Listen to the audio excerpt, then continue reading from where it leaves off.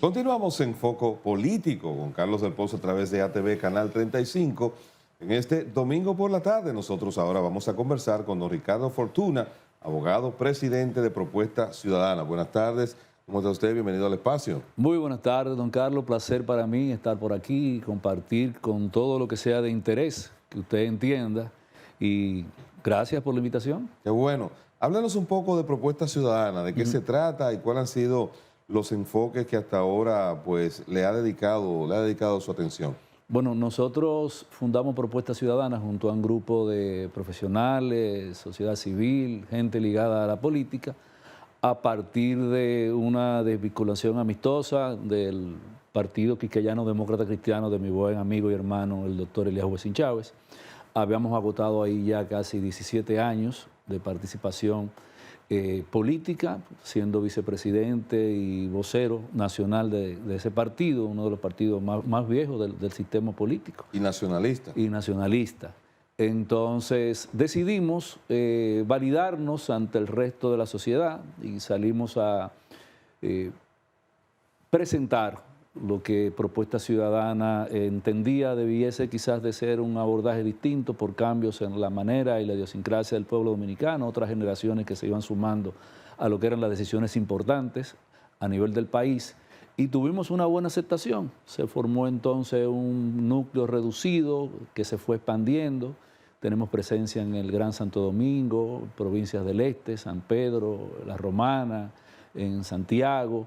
Y ahí vamos, como se dice, tratando de marcar una diferencia, de aportar. Y en ese sentido quisiera aprovechar la oportunidad que nos brinda para compartir contigo, como te decía, fuera del aire, lo que entendemos es una iniciativa que debiésemos de valorar partiendo de una problemática nacional que enfrentamos como país, que es el tema de la migración ilegal haitiana y lo que significa para nosotros en el tema económico y en el tema de seguridad ciudadana, cómo impacta. Y pienso que quizás debiésemos de darle una mirada distinta a esa problemática. ¿Cuál sería esa mirada? Porque un problema que tenemos de manera ancestral en República Dominicana, sin desconocer de que el área productiva del país en muchos aspectos depende de esa migración ilegal. ¿Cuál sería esa visión? Mira, hay un contexto conocido por todos, don Carlos, que es una relación un poco, por decirlo así, tensa, a veces una calma chicha entre la República de Haití y la República Dominicana, basada en la propia fragilidad que bordea lo que es la vida social gubernamental, todo el tema del Estado de Haití, y asimétricamente acá, de este lado, tú tienes la estabilidad, el crecimiento económico de una parte de la isla que ha sido para nosotros, los dominicanos, a bien tener, ha sido bien gerenciada en aspecto político. Hay una estabilidad marcada que se contrapone a lo que políticamente es Haití. Hemos visto que desde el terremoto del 2010, la comunidad internacional, incluyendo la propia República Dominicana, fue de la primera que asistió a socorrer, donde lamentablemente fallecieron 300.000 almas en el tema de ciudadanos haitianos, y la comunidad internacional se volcó en ayudas importantes de dinero y todo lo que conlleva cuando calamidades como esa pasan. Pero Haití no pudo pasar de recibir las ayudas y entonces hacer ese tránsito a reponerse como una nación productiva, porque también tenía además el tema de la inestabilidad política. Gran parte de ese dinero, don Carlos, se perdió. Muchas ONG, algunas con un buen propósito, otras con una agenda marcada muy distinta a lo que es quizás la recuperación en un punto que Haití pueda volver sobre sus rieles como Estado. Y nosotros hemos visto que la comunidad internacional cada día, y vimos al senador Marcos Rubio, que aún felicitando a la República Dominicana y al presidente con unas palabras, usaba el concepto resiliencia. Y yo pienso que es un mensaje subliminal que tiene una carga muy profunda. Nos felicita, pero a la vez nos dice, ese problema es tuyo, encárgate. La comunidad internacional le ha dado de lado, no basta que nosotros hayamos hecho pronunciamiento en la voz del presidente, en escenarios importantes, ¿verdad?, donde las grandes naciones deciden, no ha pasado nada. Yo entiendo, don Carlos y audiencia, que sería quizás más útil ver más allá, pensar fuera de la caja y aprovechar esa mano de obra ociosa que está en Haití, que es la que nosotros vemos acá en la República Dominicana en su mayoría, en el tema de construcción, pero que también trabajan en zona franca, pero también trabajan en hoteles y trabajan en empresas privadas. Porque hay una gran parte de esa juventud que se ha quedado en Haití sin ninguna alternativa más que insertarse en las bandas. Yo en Haití no veo bandas, yo veo un ejército fraccionado que tarde o temprano va a ver cuál es el objetivo común con los intereses dispersos que tienen. Y veo también una juventud que se está perdiendo por no tener quizá otra opción que no sea más que integrarse a las propias bandas. Creo, don Carlos, que sería más útil plantearles a esos grandes países que han estado siempre ligados al tema haitiano, que Estados Unidos, Canadá, Francia y algunas potencias en un menor grado, de desarrollar una zona franca internacional en los espacios limítrofes de ambos países que nos permita de manera útil poder generar divisas, tanto Haití como República Dominicana, crear una mano de obra, usar una mano de obra que tenemos ociosa en Haití, usar la mano de obra que tenemos disponible acá en la República Dominicana. Y, de hecho, si pudiésemos nosotros lograr que esa zona franca internacional, con el aporte de capitales de esos países que te acabo de mencionar, porque los imperios, don Carlos, su negocio es hacer dinero. Pobreza ellos tienen. Cuando tú le vienes a plantear temas de otros países que es de pobreza, bueno, el tema no es tan interesante, pero cuando tú le haces un planteamiento útil como Estado, partiendo de que la República Dominicana, don Carlos, es el poderío económico en la isla. Pero hay un aspecto ahí, porque ese ejercicio se comenzó a hacer. Tenemos ahí el Parque Codevi, claro que por sí, ejemplo, que es una experiencia privada. Es pero, privada. Pero siempre gravita el tema de la inestabilidad política, Sí. porque inclusive para poder lograr algo como eso, un país que no tenga estabilidad política ni social sería prácticamente imposible, porque no hay un interlocutor que pueda decir, bueno, vamos a trazar las líneas estratégicas para definir un proyecto, por ejemplo, de esa magnitud, si del otro lado no hay con quien ni siquiera dialogar. Entonces, una nación que eventualmente ha utilizado como una de sus políticas públicas el tema de las ayudas, porque es el asistencialismo, la dictadura del más débil. Y entonces, a final de cuentas, ¿cómo sin estabilidad política del otro lado tú crees que pudiera ser posible eso, Ricardo? Mira, la pregunta es útil porque te abre un escenario de respuesta que quizá nos pueda dibujar lo que nosotros en Haití hemos venido viendo hace mucho. Desde el 1916, desde 1940, a partir de ahí se firmaron muchísimos acuerdos. Sí, sí. Los niveles de cumplimiento de esos acuerdos son mínimos, no llegan a un 35, un 40%, porque en Haití tú conversas con un presidente en enero y en diciembre está hablando con otro. Pero, el afán de Haití es que la comunidad internacional intervenga. Y ya lo hizo el propio enviado que conversó con el Papa pidiéndole que por favor vayan en ayuda de. Pero yo pienso que, don Carlos, y siendo útil con la respuesta, de que los acuerdos no han involucrado al pueblo haitiano. Y usted empezó con el grupo M y Codevi, sí, que es un ejemplo fehaciente de lo que yo te estoy planteando. Está estable las operaciones dentro de la inestabilidad que tiene la sociedad política de Haití. Tú no has involucrado al pueblo haitiano. ¿Por qué, por ejemplo, esa gestión como tal, que es una iniciativa privada, sigue funcionando? Porque tú tienes interesado a una gran parte del pueblo haitiano que necesita tener un modo de subsistencia. Las operaciones de Codevi como tal, como un parque industrial que está apoyado básicamente en temas de manufactura, es una realidad. Lo que yo planteo y pongo sobre la mesa es de que podamos con el concurso de esas naciones, desarrollar un modelo de negocio que permita que podamos producir bienes demandables en América Latina y el Caribe y que ambos países nos beneficiemos. Porque la operación diaria de Codevi es la muestra clara de que sí, de que cuando tú tienes un plan donde involucra al pueblo haitiano directamente, que es el empleo, tú vas a promover primero la economía circular, vas a reducir la mano de la migración irregular que nosotros tenemos, un 10, un 15%, y ya de por sí es ganancia. Y pienso que debiésemos de pensar distinto porque ya la comunidad internacional como tal nos ha dado señales claras de que es nuestro problema y debemos de buscarle nuestra solución. Ricardo, tenemos que ir a un contacto de publicidad, ya volvemos. Este tema tenemos que seguirlo ampliando, verlo de manera lateral, no cegarnos, pero sin embargo hay otros grandes retos para poder llegar a ese nivel. Ya volvemos en Foco Político.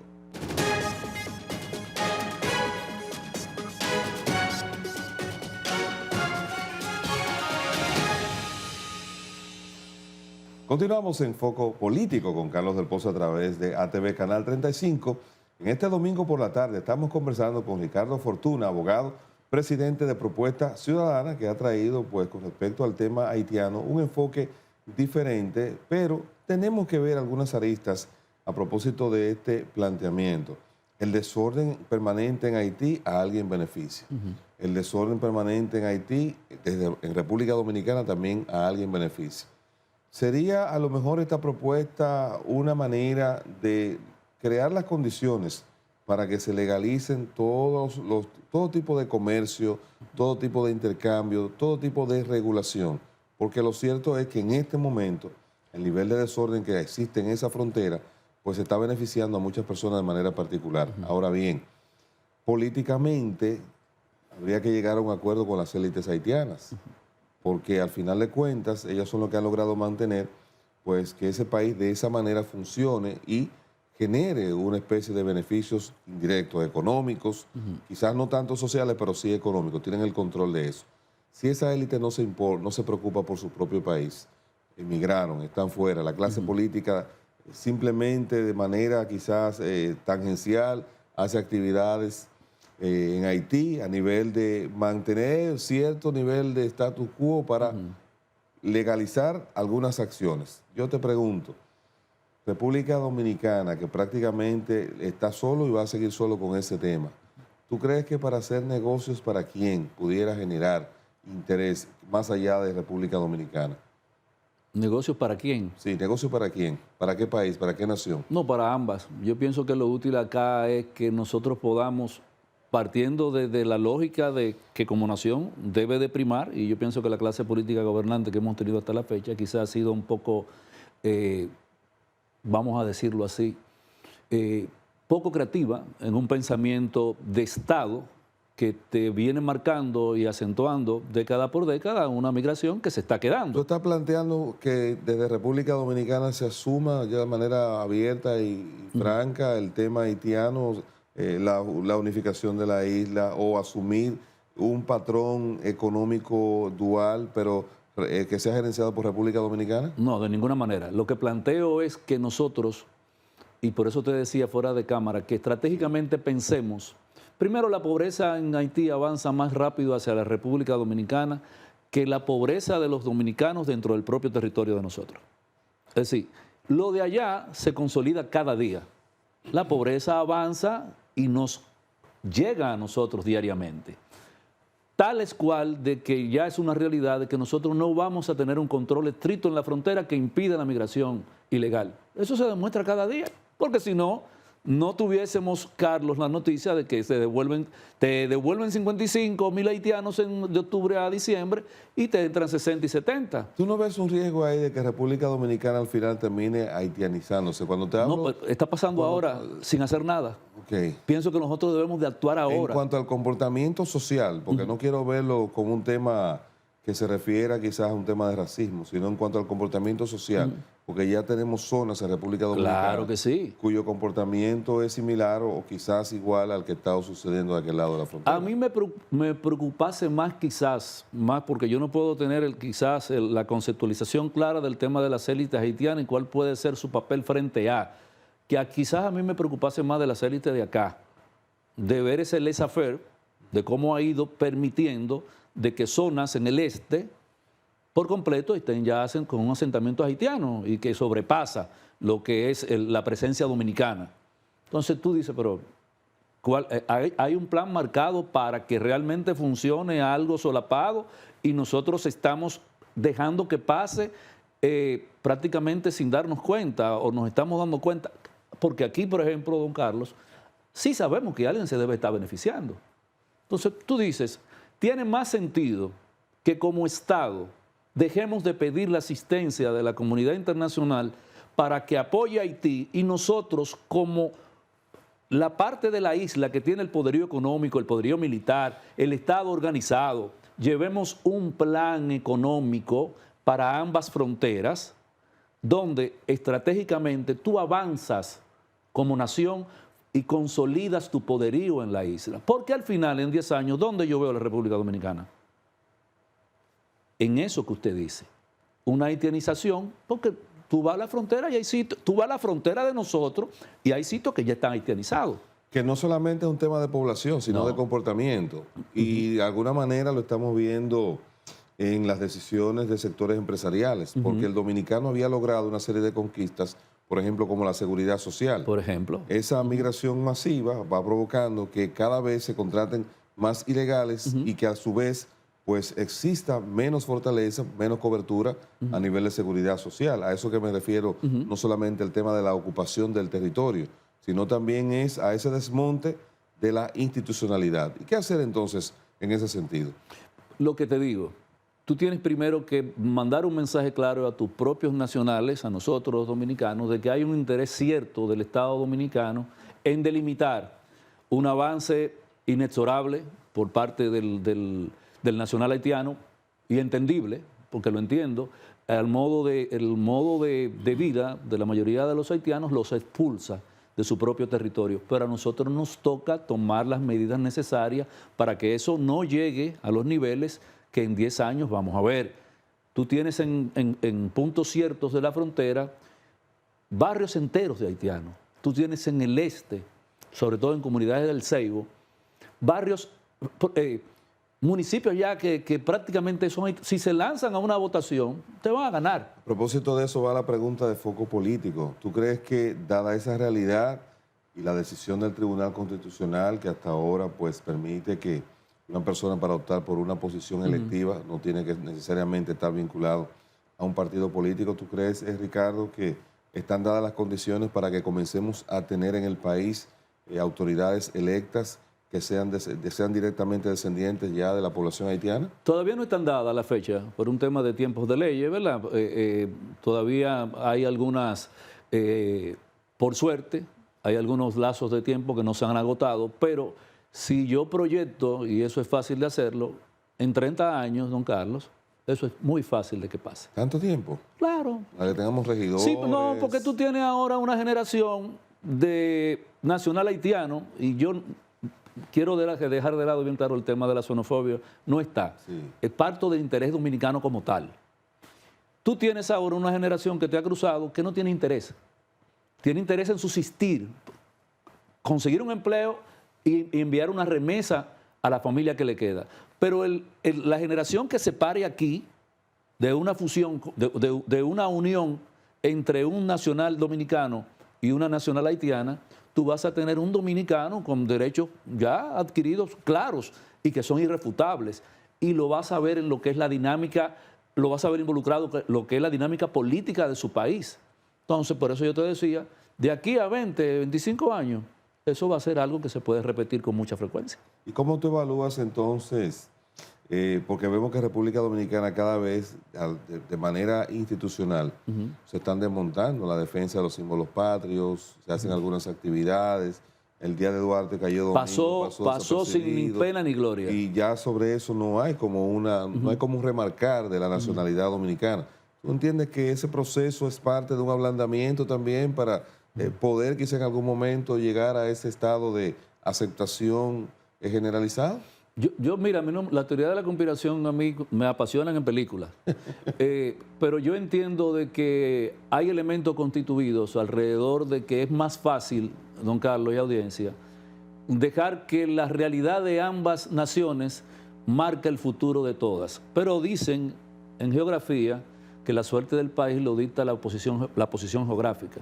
Si nosotros como dominicanos, por eso digo de la clase política, no hay que ir a Harvard para eso, la clase política que nos ha gobernado proyecta lo que va a pasar como nosotros, como nación, yo te diría, bueno, parece que todo el mundo está de acuerdo en que pase así, de que sea más fácil tú permitir que la pobreza, como yo te acabo de decir, avance hacia la República Dominicana, que la riqueza la contenga, que la riqueza de nosotros como país pueda trazar una línea de pizarro e incluso pueda gestionar una mano de obra útil que genere divisas, que genere empleos para ambos lados.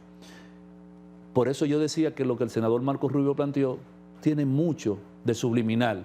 Y nos decía, ese problema es de los dominicanos, que lo atiendan. Si nosotros esperamos que los haitianos se acaben de armar como sociedad, son dos cosas distintas que se acaben de armar como pueblo, se acaben de armar como sociedad, vamos a tener con mucha frecuencia lo que tú has visto en la frontera, que a militares dominicanos bandas le disparan. Claro, lo desarman. Bueno, don Ricardo, muchas gracias, por esta conversación. Vamos a ver y darle seguimiento a Propuesta Ciudadana. Es un tema interesante que genera muchas controversias. Gracias a usted. Qué bueno, nosotros continuamos. Foco Político con Carlos del Pozo. No se nos vaya.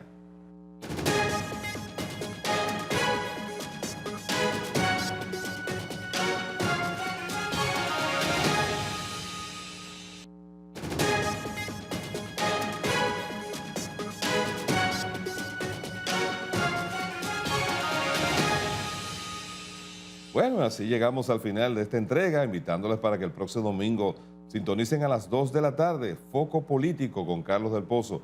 Suscríbete a nuestro canal de YouTube, @Foco Político TV. Gracias.